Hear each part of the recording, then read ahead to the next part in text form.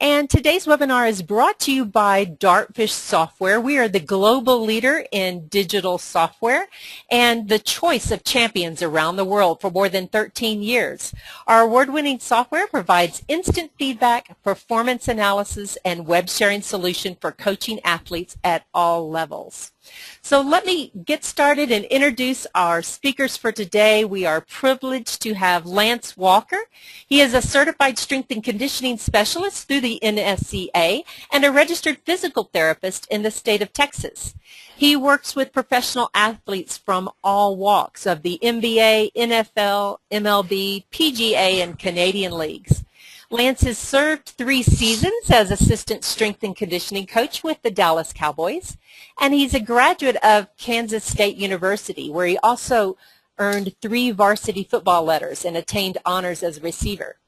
So he holds a bachelor's degree in physical therapy from University of Oklahoma and a master's degree in exercise physiology from the University of Oklahoma. He is a well-recognized authority in his field, and we are privileged to have Lance speak with us today. So welcome, Lance.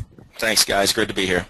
And let me introduce Chuck Wilmot. Chuck is our regional director for Dartfish for more than 11 years, and he has an electrical engineering degree from the University of Tennessee at Knoxville. And Chuck works with Michael Johnson Performance Centers as well as other top-level track programs around the country. And welcome, Chuck. Thank you, Deborah. So we're going to start off with you, Lance, and tell us a little bit about the Michael Johnson Performance Center and your role there in management and training.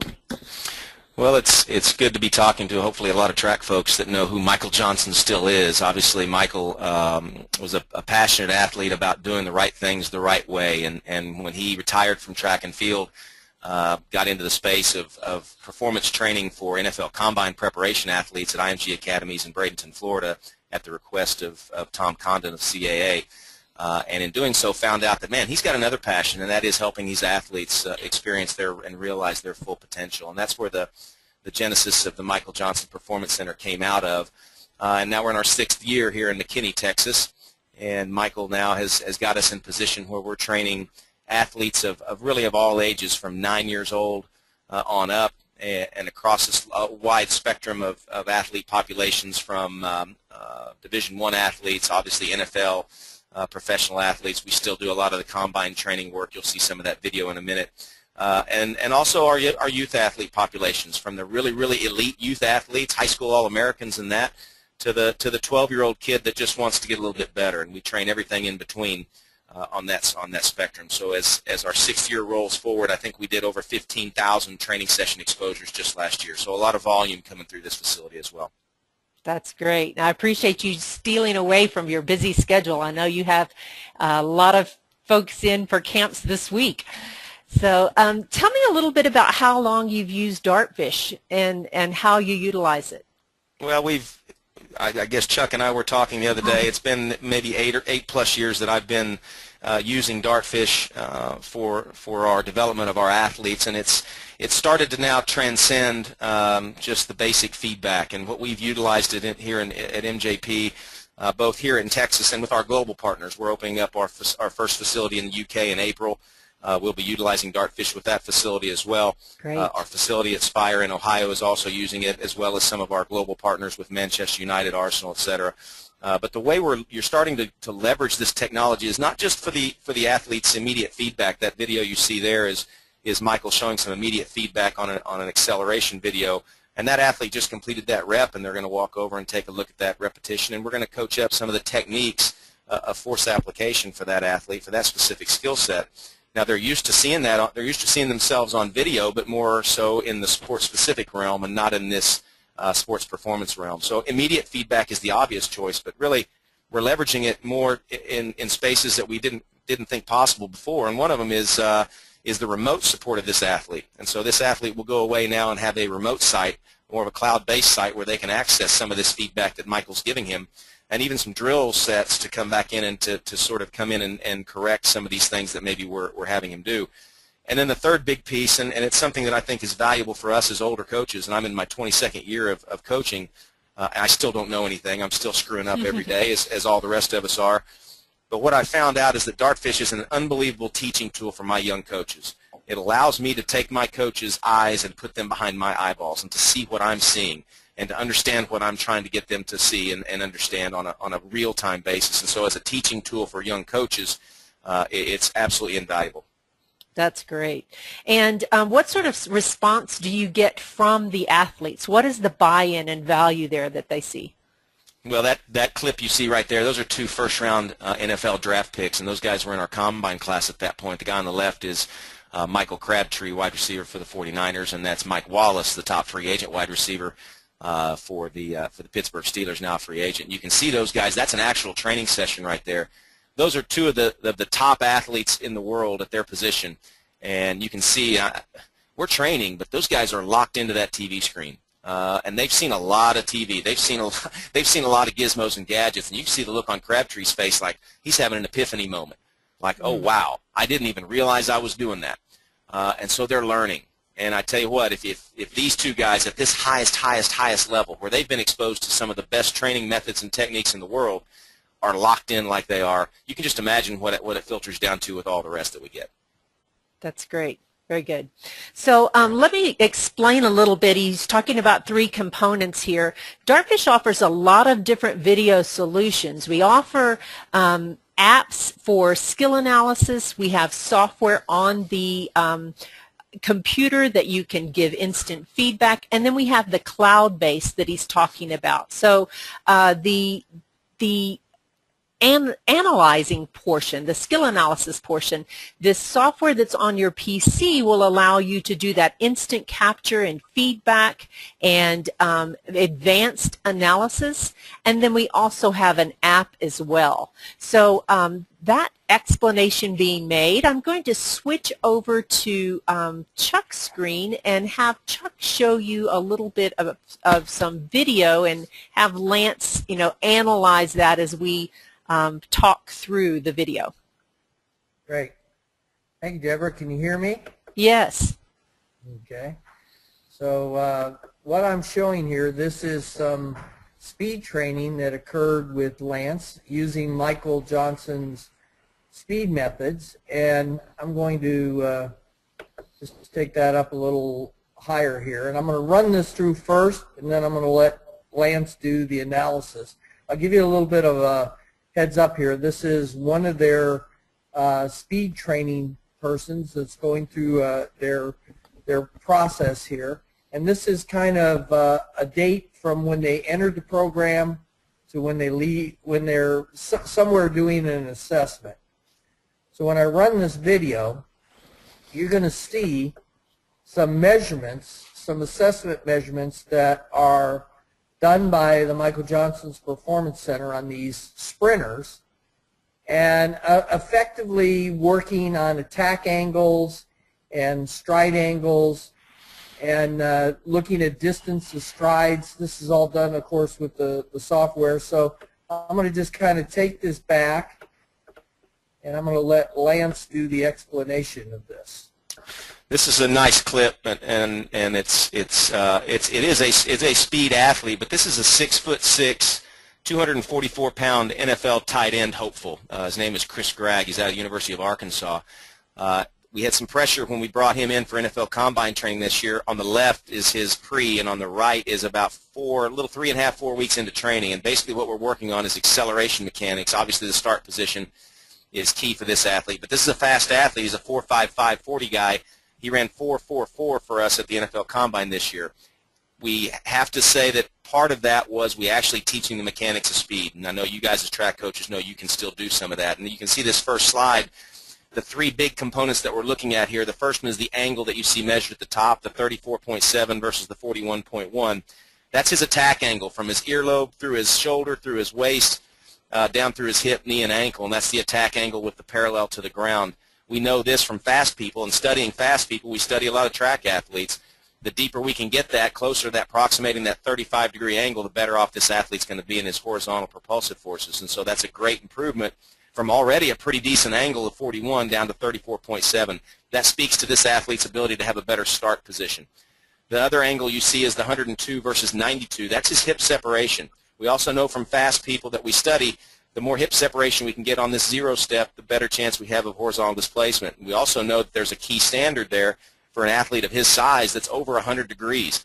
And so that's basically an angle that's going through his hip joint on his right leg, back through the femurs of both legs, and that's the angle you see of difference. And so all of a sudden we can draw in this athlete's their ideology when they look at their pre to what they ideally want to be when we're testing. And to gain 10 degrees of hip separation is critical. And what you can see there, the result of this is a hip displacement at touchdown of 1.3 meters versus 1.19 meters. And so in effect, what we've done is we've created a more aggressive attack angle, a more extreme disassociation of right hip, left hip, and the end result is a bigger 0 step of 1.3 meters. The other thing that you can see at the bottom left is the time, and in the NFL Combine, the time starts when the athlete first moves. And so you can see that this displacement is happening in lesser time frame as well. So all good things. As we move into that next step then, now we're off the 0 into the 1 and 2 step. You can see that that attack angle starts to steepen. And unfortunately for this athlete, it steepens a little bit too much even on the right-hand clip. But you can see that 4 degrees increase there on the left. We'd like to be about 4 degrees of increase on the right. So you can see he's rising up a little bit too much for us. The nice thing is the hip disassociation has stayed the same, almost 103 degrees, and we'll see how that displaces out in terms of his next step. So if you can run it forward, Chuck, one more frame there.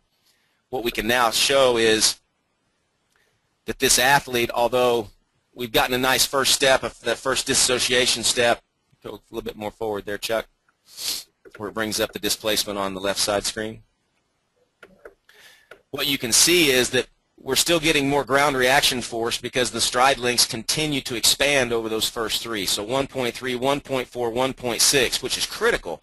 This athlete on the left, when they came to us, you can see even though they had good hip disassociation on number 2, the displacement still wasn't all that great. It was still about the same as his 0 step. And we know that in that case right there, we're lacking some horizontal displacement that this athlete could show us in covering that first 10 yards. So this is basically, without getting too technical, this is the X's and O's of executing an acceleration. And it's attack angles, it's ground reaction forces, it's hip separation.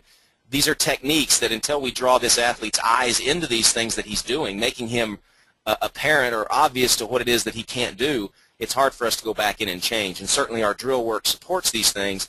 But number one, the athlete has to know what they don't know. They have to be made aware of their insufficiencies, and that was the first step. And then when they come back and show them this pre-post, I can promise you Chris Gragg is on the take with our techniques after watching it, because what he's caring about is what's happening on that lower left corner there, where he's already shaving about 1/10 of a second off his first 10 yards. So it's a pretty striking video comparison left to right. Great. So using this methodology, we can actually take this, again, this is being done in our PC-based software here, where they captured this video with an off-the-shelf camera and then imported it in and did these side by side. So I mean, we have the ability, obviously, to look at an individual at various times, whatever we're working on. And the nice thing now that we have the ability to do is we can actually take this out to the track field. So I'm going to show you here a little bit of a method that this is our newest application we call Dartfish Express. And I'm showing you my iPad here. And what we're going to do is take this application we call Dartfish Express. Now we're actually taking this out to the practice field, and we're going to actually capture some video of a sprinter working on some acceleration issues. And you can see that I'm outside. I'm capturing the video in the Dartfish application called Dartfish Express, $4.99 from the Apple Store. And we're now effectively running. Now I can pause this and I can look at the athlete running, and look at their strides. Now what I've done is kind of do the same thing that Lance did with the software, is that I took a left foot stride, a stride placement angle, the angle of their in between their push-off and their stride, and then the right foot plant. So Lance, in looking at this athlete, this is a top sprinter from one of the local colleges, and you're looking at her left foot plant here. I think you had mentioned before that some of the things that you can see right off the bat that she's a little overextended. Yeah, I think if you just kind of scrub through it and let the coaches see it, you coaches that are listening, your eyes would see this. You guys that are old sage coaches and watched millions and millions of repetitions of strides, you would see it. Now, I can't guarantee that you're going to see it all the same way that I see it, but I can promise you this: if I capture this with my little iPad mini and bring my coaching staff over or the athlete over and watch this video in slow-mo and scrub through these strides, what you'll notice is a little bit of an overstride on one foot, and you coaches that are in the audience, see if you can pick up on that, and then scrub back from there. Chuck, go back now. Good. Just watch the left as it comes down versus the right. So as the right strikes the ground, you can see no space in between the knees, a nice fold. But now watch when the left comes down. And what you'll see at touchdown there is the space in between the knees. And so for me as a technical coach, that's something that I'm going to start to drill with this athlete. I'm going to figure out why is it that they're not, why is they're having a little overstride on the left? Is it they're overstriding on the left, or they're not getting as much fold and recovery on the right? And I can see the right thigh on this particular clip is not well recovered. And all you coaches in the audience know what I'm talking about. That thigh should be more forward of that vertical position than it is where it is right there. So thigh recovery action on that right leg may be a limiting factor for her. I don't know. I don't know this athlete. I've never seen her before other than this video clip. But I've already found something in here that can improve her efficiency. Now, can I teach her to do it? I don't know. Maybe she has a knee range of motion issue that's not going to let her do that. But I know this as a coach: if I'm providing best practice for my athlete, I've got to be better than all the rest of you guys. And that's my job. And if you don't want to use this stuff and continue to do it, that's fine. I've got to look for every single way to get better than every single one of you out in the world. And I'm assuming you guys are listening to this webinar because you want to do the same thing. I know this: I can get that athlete some feedback that can possibly help them be more efficient in their stride just based on this one clip alone. And it's powerful stuff when you can do that, especially now with the express version of this, where it's just your iPad. You're walking out there and you're giving them back real-time feedback. Even this is not a high-end analysis tool. It's just some real-time feedback, and then I'm going to dump some drill work and maybe some physio in on this athlete to figure out how I can get better thigh recovery on that right. All from one simple little clip. It's really powerful. Very good. The same kind of thing, we could look at another athlete here. And I'll just go more towards his points.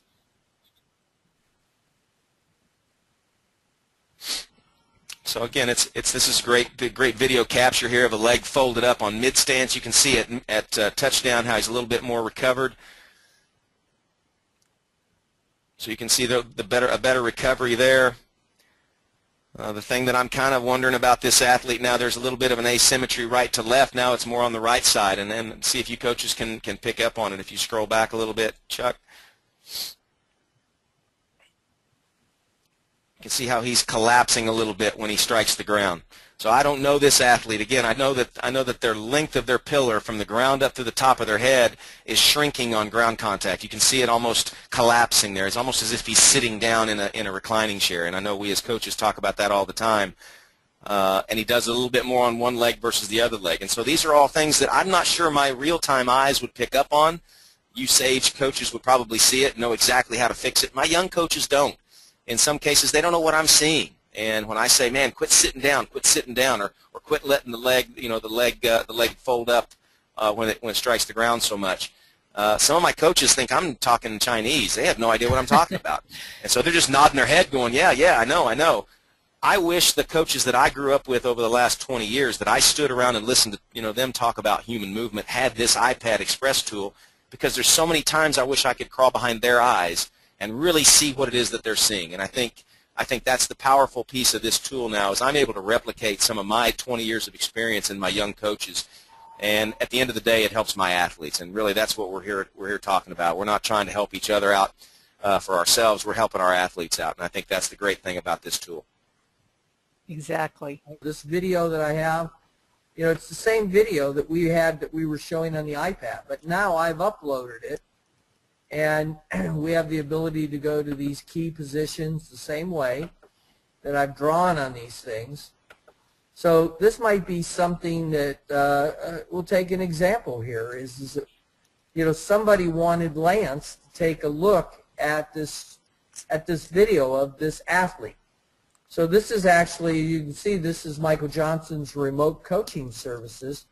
This could be some video that they upload, and then Lance's team takes that video and does an analysis of it, and he can comment on it, he can voice over it, he can do basically anything that he wants to do, and then share that with the athlete. So the athlete can get an email letting him know that there's new content up there, or we can push that and say, I want to share that. I can just take that and share that directly with Lance or another coach, back with the coach. And we have the ability then to receive a text message on a smartphone or to go to the smartphone itself and look at this video. So now we have a mechanism where we provided immediate feedback, and at the end of the session then, the practice session or the assessment session, we have the ability for that player to relive that moment again, that athlete to relive that moment again and review it online and do some more detailed analysis, because what we really want that athlete to do is to adjust. Lance, do you have anything on the Dartfish TV channel as far as the way you use it and stuff? Yeah, I think that's powerful what you just said, Chuck, is these athletes are used to taking mental reps. I mean, that's something that the great ones, Michael is included in that one, that something he always felt like he had an advantage was he was mentally stronger than a lot of the athletes. And that's not just being tough or focused. A lot of what he talks about is him actually taking mental reps, where he would actually run movies in his head of doing things the right way. And I tell you what, a lot of our great athletes, what we're finding out is they do that very same thing, that they like to take mental reps. And some of our NFL guys will replay great plays or great games that they have. We try to do the same thing when it comes to some of these basic athletic elements. It's something as simple as a stride like this, being able to run the right loop in your mind. Capturing that loop, showing the corrections that have been made. It's a huge, powerful thing for these athletes to do, not just the real-time correction of technique, making them aware of something, but giving them the tools, I guess, mentally now that they can run some of those video loops in their head. And that's certainly what we're doing with our remote coaching services platform. Is all of our content is going to live on this site. And so if this athlete was to come to me, it would not only be me critiquing his technical things that I see that maybe he could work on, but depending upon the level of involvement with our remote coaching service, I can dump specific content back into this athlete. So our entire content package sits beneath this, and I can drag and drop specific content, reps, sets, progressions, macro cycles, etc., into this athlete's program with supporting video clips, the same angles drawn on it, my voiceover coaching it, to support this athlete remotely so that they don't necessarily have to travel to McKinney, Texas to get some of our coaching expertise. And that's how our global partners in China, Angola, Trinidad and Tobago, the UK, that's how they're working with us now remotely, is they're getting the MJP branded progression and methodology and philosophy, and they're doing it all through the remote coaching service of Dartfish TV. So it's a powerful, powerful tool to replicate yourself outside the sticks and bricks of where you operate day to day. I'm going to take over the screen, and I'm just going to reiterate what you've seen here, talking about the different components from the complex studies that you can do with the Dartfish software and the easy, quick feedback that you do with Express. And then you saw those different options and the multiple tools that you can have in the software itself, including the Stro Motion like you've seen in broadcasting. And then the ability to quickly capture and annotate live feedback, giving that visual picture. And then that Express also uploads to the online cloud capacity of Dartfish TV. So just in a nutshell of what we explained here. And as Lance discussed, they have a video exercise library online that then they can send out to these athletes. You can allocate what videos these athletes see, and now you have an online connection to them. And to wrap it up, I just wanted to conclude with a quote here from Michael Johnson. And he says that there's different facets to developing a winning team, and through my experience I've found that one major factor is how efficient and effective coaches are at recruiting, developing their athletes, and preparing their team to compete against opponents. To accomplish this, you must use technology tools that allow your athletes to relive their performances and improve that ability for your coaching staff to communicate effectively with your athletes. Simply put, that's the value of Dartfish products that we'll bring to your program.